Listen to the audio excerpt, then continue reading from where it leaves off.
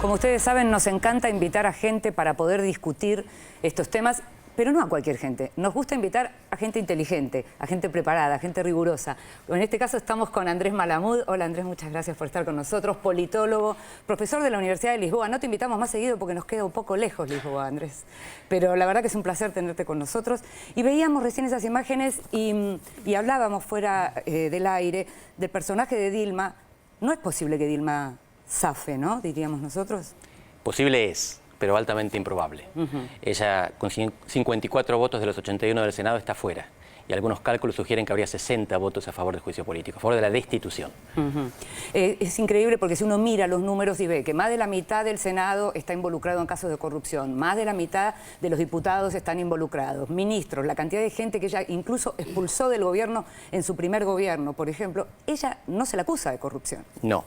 Lo que hay es una combinación en Brasil que es conocida en América Latina, o mejor dicho, en la mitad de América Latina, porque destituciones anticipadas ocurren en algunos países y no en todos. No ocurren en Uruguay, ni en Chile, ni en Colombia, ni en México.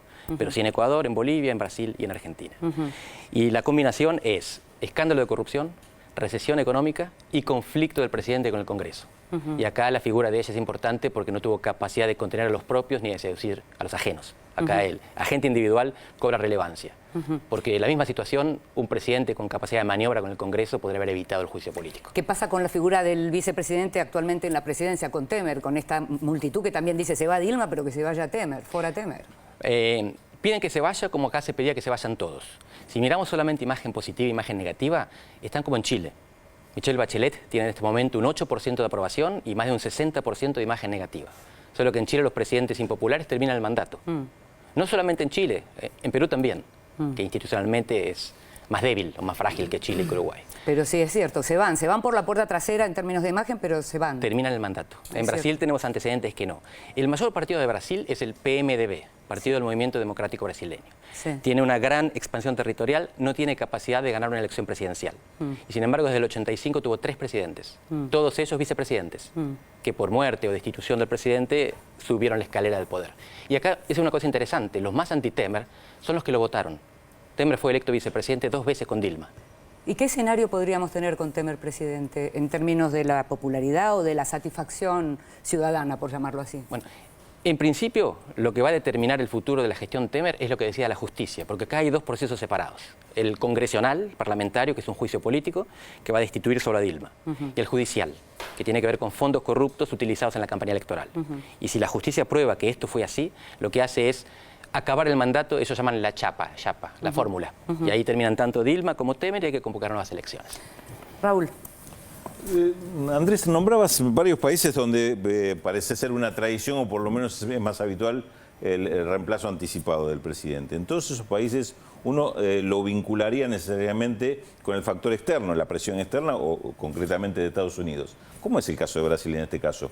¿Cuánto pesa la opinión externa en este proceso, siendo un país que obviamente es tan trascendente para el resto del mundo? Poco, pesa muy poco. Pero yo diría que pesa poco en los demás casos también. Nadie niega la influencia de los Estados Unidos, pero el cóctel explosivo es aquel que yo les definía antes. Recesión, corrupción, o mejor dicho, escándalo de corrupción. Sí. Corrupción hay en todos lados, el problema es cuando se sabe. Porque cuando se sabe habitualmente es una manifestación de la pudredumbre interna. Los que delatan la corrupción son los corruptos que no llevaron la parte que ellos querían. Y entonces la corrupción, el escándalo lo que está definiendo es una ruptura de la coalición gobernante. Y finalmente la cuestión está del conflicto con el Congreso. Esto es importante. Algunos lo llaman golpe, pero incluso esos hablan de golpe parlamentario. Acá lo que hay es un proceso constitucional. Y es el Congreso el que define la sucesión. Pasó con Argentina también. Se va de la Rúa y el Congreso decide por uno, las cosas le salen mal, a Rodríguez A, el Congreso elige a otro. Esta es una vía constitucional, no la más agradable, no la más regular, pero que lo que hace es sustituir a los golpes de Estado. Y en ese sentido, con todo lo antipático que puede parecer un juicio político, es un avance histórico en América Latina. No hay golpe y no hay muertos. Andrés, vos mencionabas recién los otros casos de presidentes del PMDB que se convirtieron en jefes de Estado después de haber sido elegidos en realidad vicepresidentes, ¿no? Cuando muere Tancredo Neves y después del juicio político a Collor. Después del juicio político a Collor asume Itamar Franco, presidente del PMDB, y lleva adelante un gobierno desde mi punto de vista muy errático hasta que recién con la llegada de Fernando Henrique Cardoso al Ministerio de Hacienda se lanza el plan real, se estabiliza la situación y Cardoso gana las elecciones elecciones presidenciales, si no me equivoco, al año siguiente. Mi pregunta sería, ¿vos pensás que Temer es capaz de estabilizar la situación de Brasil, de construir una nueva coalición de gobierno como logró en su momento Cardoso, de relanzar la economía, de recuperar el crecimiento, o es algo que está, dadas las circunstancias políticas en las que llega el gobierno, dada la resistencia que probablemente le oponga el PT en el Congreso y en las calles, o está fuera de su alcance? Creo que es posible y hasta probable, pero más que por mérito propio, porque las condiciones de Brasil casi fuerzan un rebote. Brasil cayó mucho, sí, casi 4% cada año, el PBI en términos negativos. Y lo que hay ahora es un aumento de las expectativas. A pesar de lo que vemos, y la gente quiere que se vayan todos, hay un ambiente de negocios que está mejorando en Brasil. Y está mejorando porque estaba muy mal, simplemente. No es que el gobierno haya hecho grandes cosas. Pero lo que hubo durante el gobierno de Dilma fue mucho maltrato. Y esto es una cuestión tan personal, pero tan política al mismo tiempo. Porque Dilma se peleó con todos. Lo que decíamos, ella es la única que no está acusada de corrupción. La única. Y sin embargo es la que va a ser destituida. Y va a ser destituida porque fue incapaz de crear lazos de solidaridad, lazos de cohesión dentro de su propio partido.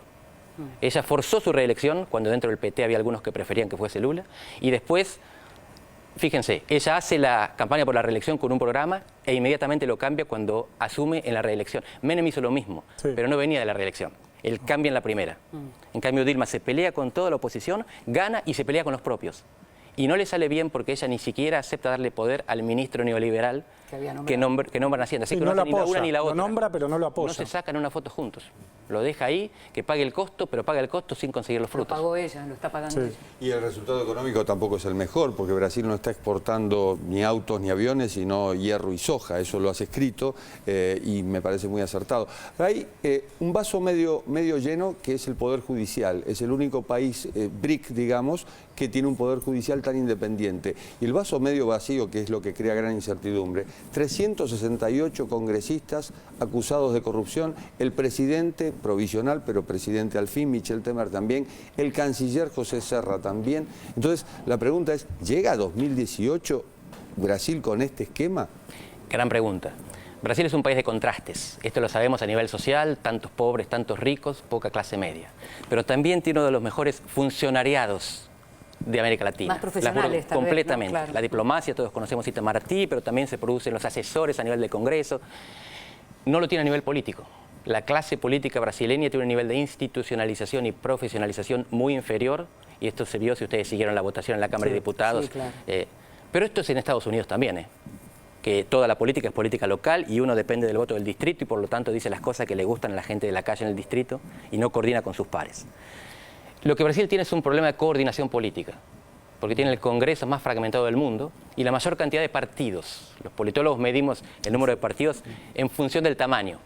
No importa si hay un partido grande y muchos chiquitos. La cuestión es cuando son todos medianos. La paradoja y hace es que el falta único 10. partido organizado es el PT. Sí. Nunca llegó a ser el principal partido de Brasil, pero sí el más organizado, Claro. y conseguía entonces coordinar los partidos menos disciplinados que estaban alrededor. Pero pasó de ser el segundo partido a, en las encuestas, ser el sexto. En las elecciones municipales de este año es capaz de perder la mitad de las intendencias. Ya tenía pocas, 600 sobre 5.000, y ahora tendría 300. Claro. Y quedan 5 partidos por encima. Entonces, el partido que había hecho el milagro de organizar la política partidaria en Brasil, ahora se disuelve. Por tanto, lo que puede pasar es mucho peor. A veces cuando alertamos sobre las consecuencias de perseguir la corrupción, está bien perseguir la corrupción, pero a veces tiene consecuencias negativas. En términos políticos. Sí, cuando se destruye el sistema político, cuando se echa a los corruptos, a veces no llegan los honestos. Llegan los corruptos más sofisticados que estaban Italia escondidos. después del Manipuliti, o sea, el resultado no fue una clase política limpia, sino Berlusconi, digamos. Así es.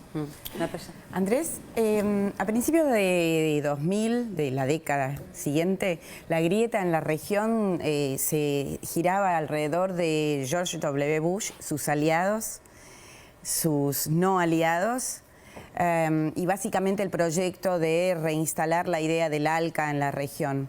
Ahora, creo que es un poquito simplista decir que el conflicto está alrededor de cómo se contempla el conflicto y la situación en Venezuela y la falta de liderazgo de Brasil en la región. Me gustaría conocer tu mirada sobre lo que pasa hoy en esta conformación de quienes se aglutinan y se separan. América Latina está sufriendo un proceso de divergencia. Los países no se están acercando y no se están pareciendo cada vez más entre sí, sino todo lo contrario. Se parecen menos y se separan más. Y esto ocurre en todo el mundo. Lo que nosotros vemos en América Latina es un producto de fuerzas centrífugas que son globales. y tienen que ver sobre todo con el ascenso de China. Antes había un sistema bipolar en términos políticos y estratégicos, pero era prácticamente unipolar en términos económicos. Era el Atlántico Norte, Europa y Estados Unidos. Hoy Europa se hunde, y Estados Unidos crece, pero no lo suficiente para arrastrar a todo el continente. Y aparece China. Entonces, si vemos las esferas de influencia, México y América Central están siempre dentro de la órbita económica norteamericana, lo que exportan, dónde emigran, de dónde vienen remesas, mientras que América del Sur está cada vez más dentro de la esfera de influencia económica, no política, China. Y Brasil tiene a China como principal socio comercial. En 10 años, solo en 10 años, Brasil pasa de depender de China 2% de sus exportaciones a 18%. Es una nueva dependencia. La otra tarde, cuando presentaron el libro de Le Monde Diplomatique, ¿Por qué retrocede la izquierda?, te escuché decir, te escuché enunciar un cuadro muy sintético y muy profundo al mismo tiempo en relación a los gobiernos de América Latina. ¿Nos puedes contar un poquito? La idea es que hay dos posibles resultados electorales, la victoria y la derrota. Y hay dos maneras de procesar el resultado, con dignidad o sin ella. Y entonces tenemos el caso claro de la victoria digna, que es el Frente Amplio en Uruguay. Ganan las elecciones, gobiernan con sus banderas y son reelectos. Tenemos la derrota digna, que es el caso de la Concertación chilena. Gobierna bien, no le alcanza después de 4 periodos para hacer elegir a Frei, pero Bachelet se va en alta y vuelve un periodo después. Y después tenemos la derrota y la victoria indignas. La derrota indigna es fácil. Es el caso de Venezuela, donde pierden y no aceptan el resultado. Y entonces, como consecuencia, primero erosionan la democracia y después terminan con ella. Y el caso más controvertido es la victoria indigna, que es el PT. Claro. El PT que gana con unas banderas y las cambia brutalmente, pero no alcanza a defender ni las unas ni las otras. Y el resultado termina siendo que esa victoria indigna se transforma en derrota. ¿No hay democracia en Venezuela? Es un tema controvertido, como sabés. El secretario general de la OEA, Organización de Estados Americanos, sostiene que no. Cada vez más politólogos, especialistas, no militantes necesariamente, creen que no la hay. Porque democracia tiene una definición simple y corta para nosotros. Es un sistema en el cual los oficialismos pierden elecciones y aceptan el resultado. Recién, ya estamos terminando, recién te comentábamos lo de Bolivia fuera del aire y mencionábamos el episodio tremendo con el viceministro.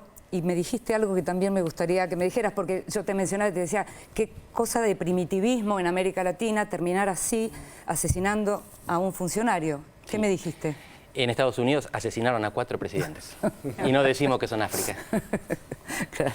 Muchísimas gracias, Andrés. Muchísimas gracias y realmente es un placer tenerte cada vez que vengas. Nos va a gustar tenerte acá con nosotros. Bueno, seguimos en este programa y ahí Félix les cuenta cómo.